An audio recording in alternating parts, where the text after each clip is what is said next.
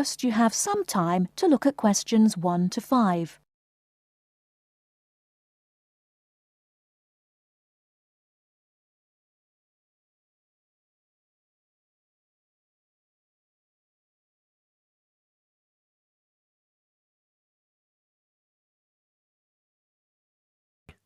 Listen and complete the notes about two people who work at ESCO Engineering. Oh, hi, Maggie, it's Greg. Hi, Greg. I'm phoning to check some information about some of the staff. I'm putting all the staff data into new files, and I noticed that I don't have files for two people. I think you might have them. Oh, really? What are their names? Peter Austin and Jane Moore. Let me have a look. Yes, I've got them here. Shall I send them to you? No, you don't need to. Just give me the information now. I can write it on some new files. I don't really need the photos if you've got photos there. OK. Well, Peter Austin first. Now, is that Austin with an I or Austin with an E? It's Austin, and his address is 110 Argyle Street, Tunbridge Wells, Kent, TN3 5RQ. 110? Uh-huh. And his phone number? It's 07984 645 792. OK. And how old is he? He's 47. 47. And what about his marital status? He's married. There's a note here that he has 3 children, 2 boys and a girl. OK. And finally, when did he join the company? He started with ESCO in August 2003. Thanks, Maggie. Before you hear the rest of the conversation, you have some time to look at questions 6 to 10.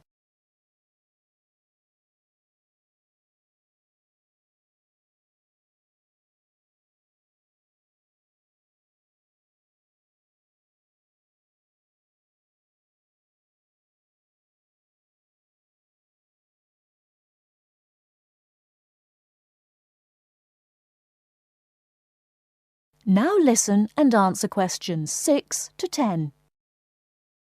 Now, what about Jane? Her name's Jane Moore, that's Moore, and her address is 72 Cedar Road, Crowborough, Kent, CR3 5RQ. CR3 and what, sorry? CR3 5RQ. And how do you spell cedar? CEDAR. Her phone number is 07984 650 396. 07984 650 396. Yes. Now, she's 22 and she's single. OK. And she started with ESCO in 2005, February 2005. Right, thanks, Maggie. That's very helpful. Goodbye now. Goodbye. That is the end of part 1. You now have half a minute to check your answers.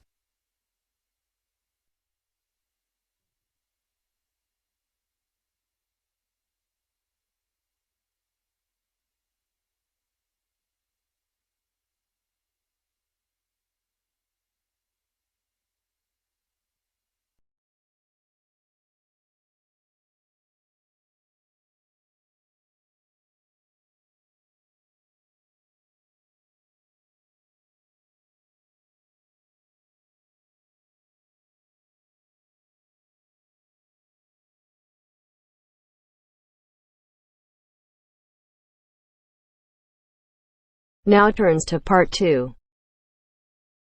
Part 2. You will hear a conversation between a prospective student and a university advisor about applying to enter the university. First, look at questions 11 to 13.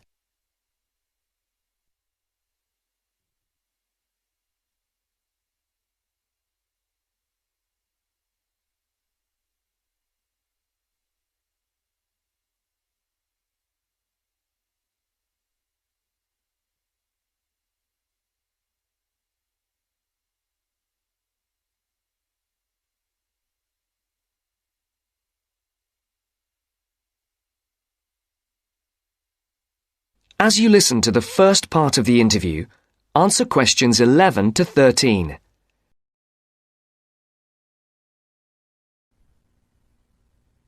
I'm interested in entering your business administration program, and I'd like some information on how to apply. I'm a little concerned because I've been out of school for a number of years. That could actually work to your advantage. It's possible to get academic credit for work experience if that experience is related to courses in our program. I've been working in business for several years. How would I get academic credit for that? First, you'll need to read the university catalogue to see if any of the course descriptions match your specific job experience. For example, if you've worked in accounting, you may be able to get credit for an accounting course. So then what would I do? You would write a summary of your work experience, relating it to specific courses we offer. Submit that to the admissions office with a letter from your work supervisor confirming your experience. Now look at questions 14 to 20.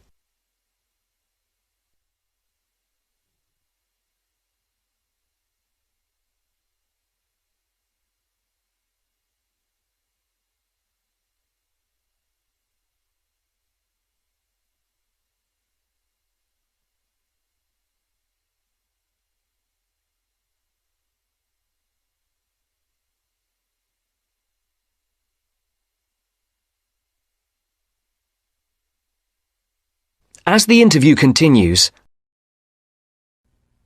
Would I submit those things at the same time that I apply for admission?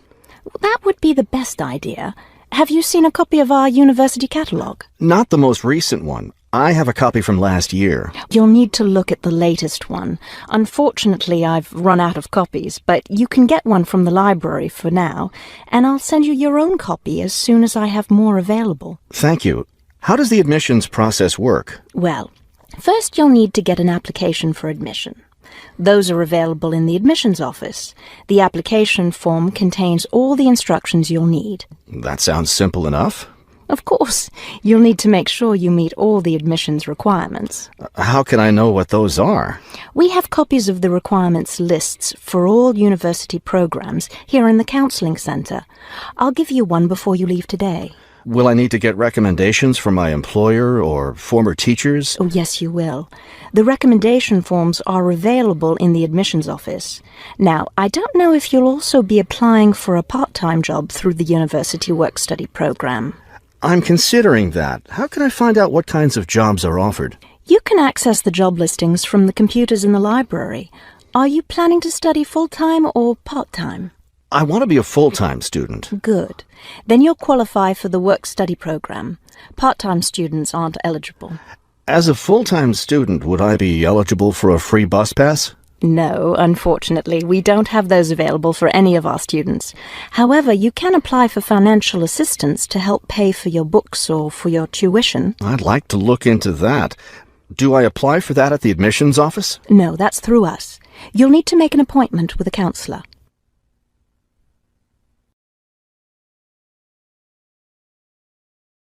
That is the end of part 2. you now have half a minute to check your answers.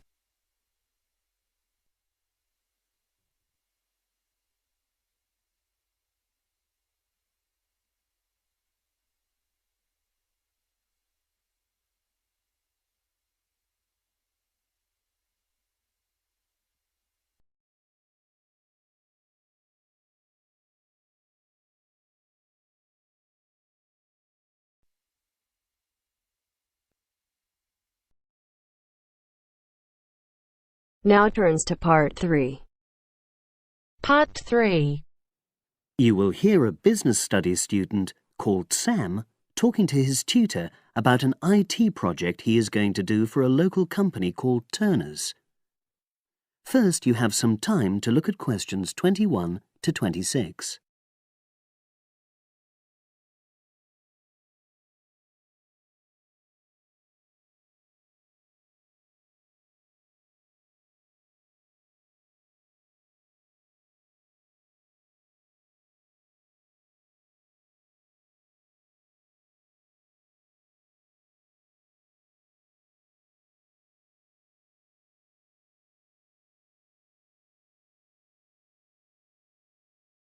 Now listen and answer questions 21 to 26. Hello, Sam. Come in and sit down. Thanks. You're here to discuss your company-based IT project, aren't you? Yes, I've been to see the manager and he's given me a lot of ideas about projects that the company would find useful, but I wanted to ask your opinion about them before I choose one. Yes, that's fine. Now, this company's called Turner's, isn't it? That's right. It's a small engineering company. They make machine components for trade use. They're well established. They started in 1976, but they're a bit old-fashioned. Okay. And what kind of projects did Turner's suggest you could do for the company? Well, they want some improvements made to their customer database. The one that they've got at the moment isn't very useful in some ways. I had a quick look at it. That would be a very straightforward project, and it'd be simple enough to evaluate, but I don't think you'd get enough out of a project like that. You wouldn't learn anything new. Well, another project they suggested is to do with their online sales catalogue. At the moment, customers can look at their products, but they can't actually order them online, which must affect their competitiveness. But I said I thought it would take too long. It's quite a big task. You're right. It's too much for the time you've got. It's a pity, though. Then they want some help with their payroll system. At the moment, the way they calculate pay involves a lot of manual accounting. I suggested they could have a system where employees register electronically when they arrive and leave work, so the hours they do could be transferred automatically.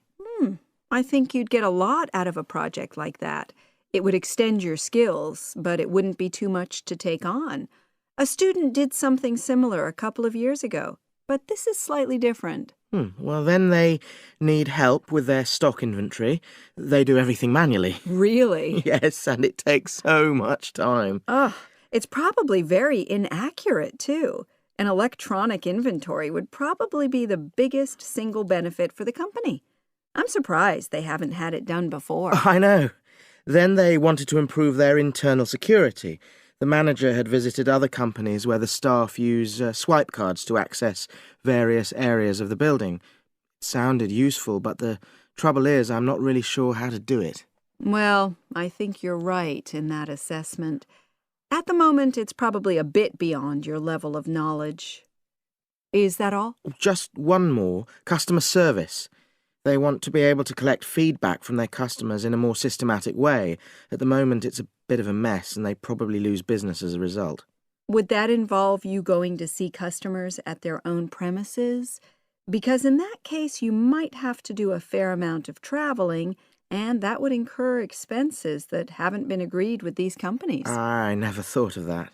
Well, it might not be a problem, but it's something that needs clarifying. Well, I hope that's been helpful in narrowing down the options. Yes, it has, thanks. I'll be able to make a decision now. But while I'm here, can I talk to you about coursework? Sure. Now you have some time to look at questions 27 to 30.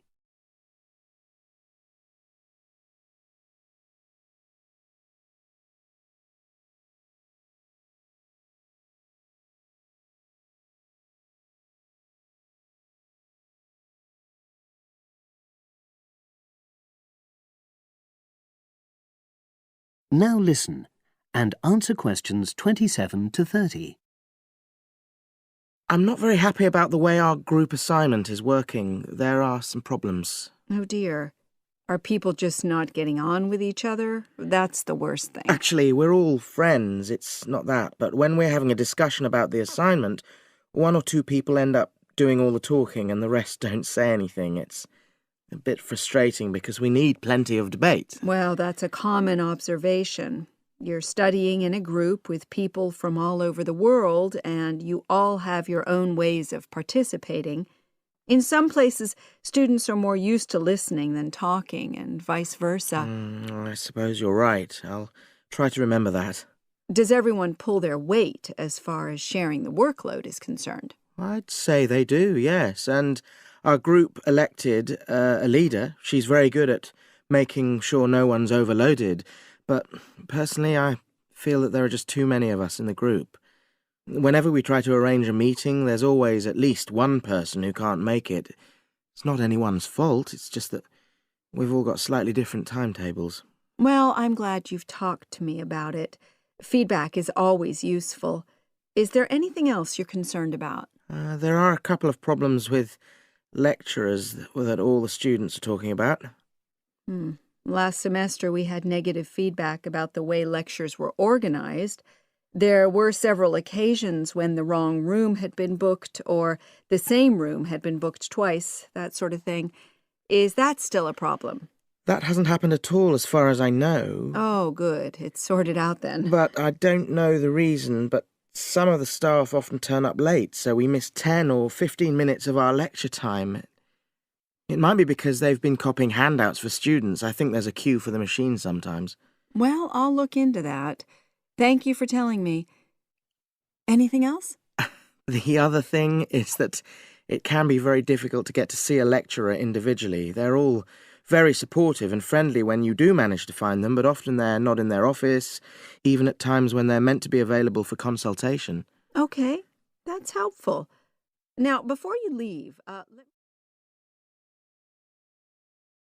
That is the end of part 3. You now have half a minute to check your answers.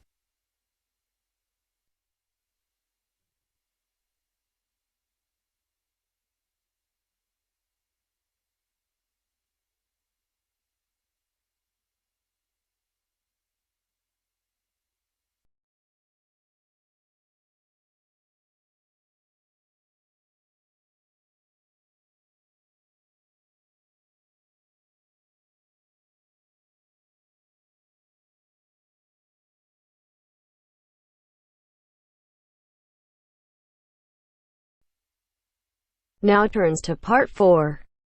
Part 4. You will hear a lecture about geotourism. You have 30 seconds to look at questions 31 to 34.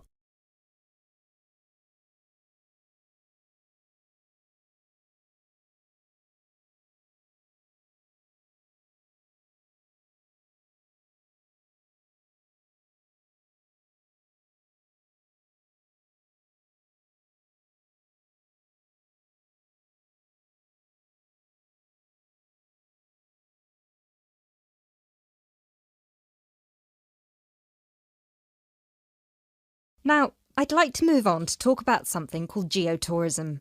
Geotourism is very basically leveraging the benefits of tourism for local communities. I would just like to give you a couple of statistics which are very illustrative of the current situation with regard to young travellers and international tourism. Firstly, tourism has an impact on more people worldwide than any other industry. Indeed, it has an impact on 1 in every 2 people, either directly or indirectly. The second statistic is that in global tourism, there is a 97% economic leakage. This means that if you spend £100 on going on holiday, normally only £3 of that money will actually reach the people who are giving you the services and the accommodation, for example, in the destination. If you put these two figures together, you can understand why some of the regions of the world which have very high levels of tourism still have very high levels of poverty and huge developmental challenges. These countries have this massive industry demanding a huge number of services, but they are not seeing a fair reward for these services. Geotourism is about changing this.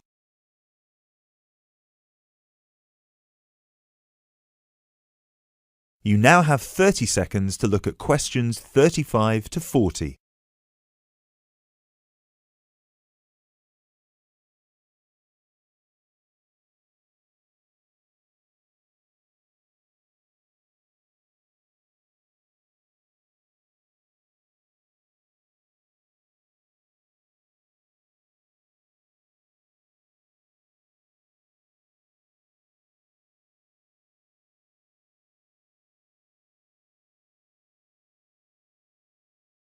Projects are now being developed with financial organisations such as the World Bank. One of these involves developing a technology platform which is bringing grassroots travel products such as hotels, locally owned hotels, not global chains, very locally owned tour operators to the international travel market, therefore avoiding the middlemen. These middlemen often cut them out of the market completely or just make their business unsustainable. Another way that geotourism can be promoted is through the niche travel market of volunteering. These days, a significant number of older teenagers want to spend a gap year, either between school and university or university and employment. Often, these people want to spend some or all of their year volunteering, but they either don't have the money or don't feel inclined to pay the main volunteering organisation businesses the fee they require, which can be as high as £3,500. What they are looking for is an organisation who can connect them with people on the ground, who can suggest worthwhile local projects. So, this is a real win-win scenario. The organisers charge a small flat fee, which then goes to the local contact. Thus, the local contact gets a very good commission just for one customer. The customer is also saving a large amount of money and time, both of which they can give to the projects they end up working on. There is still quite a long way to go before poverty in the most popular of tourist areas is eradicated, but a focus on this type of geotourism could provide an answer.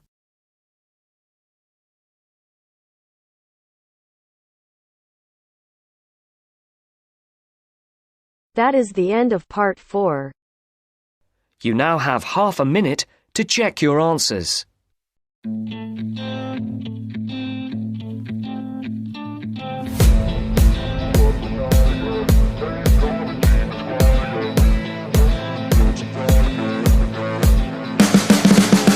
can see the writing on the pavement. Young kids, they're growing up in basements. Online, a whole new generation. I'ma make mine, so you better go take it. Always they need a new replacement.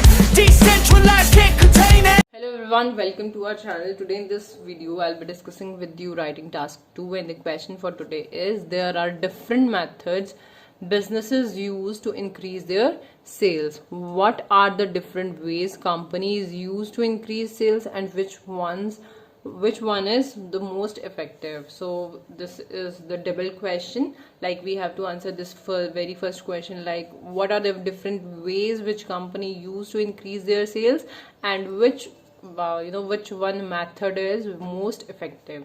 So we will be starting with the introduction. Businesses nowadays apply a range of approaches to enhance sales revenue, including online and offline advertising, marketing, trustworthiness, and enticing deals, means exciting or attractive deals, and discounts to attract clients, and credibility. So these are the some factors or the different ways which companies are using to increase their sale revenue, to enhance their sale revenues. However, in my opinion, advertisement is the most effective technique to promote sales. So I have given the answer of the first question here, that what are the different ways, and then the second answer is here, that in my opinion, advertisement is the most effective technique to promote sales. Now, body paragraph 1. There are a plethora of tactics or strategies used by companies to boost their sales, to increase their sales. First and foremost, advertising, as it boosts sales by raising awareness and informing potential buyers about a product or services.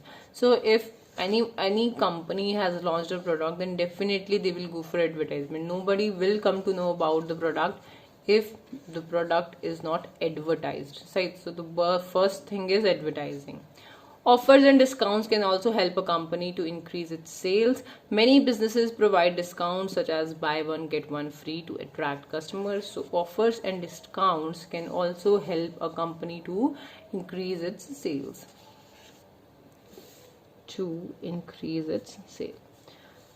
Marketing is also a proven method for increasing sales. Customers are primarily attracted to unique and high quality items and services through marketing, and as a result they become respected buyers. So by marketing strategy is also useful to increase or enhance the sales of a company. Apart from this, consumers can be rewarded as a part of marketing. So the marketing strategy is like rewarding the consumers. Now this is our body paragraph 2. Furthermore, credibility is also one of the most critical criteria in gaining clients' trust and making them feel at ease with products and services. So if they can rely on the products, like if I talk about Apple, so Apple has the credibility, right? They have won the trustworthiness of the people. That's why they have a lot of clients. For example, strategies such as customer feedback and internet marketing can help build customers' trust in the item to increase reputation in selling. So what they can do, they can just show the credibility by sharing. I have written it in the next example, by sharing the reviews of the people with their audience. Even though each part is critical, the advertisement is a fantastic option because it integrates all of them. For example, if a company offers a special deal or discount, it can be advertised. Advertising can also demonstrate credibility by sharing clients' review with a broader audience. So if they are sharing the viewpoints of their clients with the audience, then it will increase the credibility, which is also possible with the advertisement.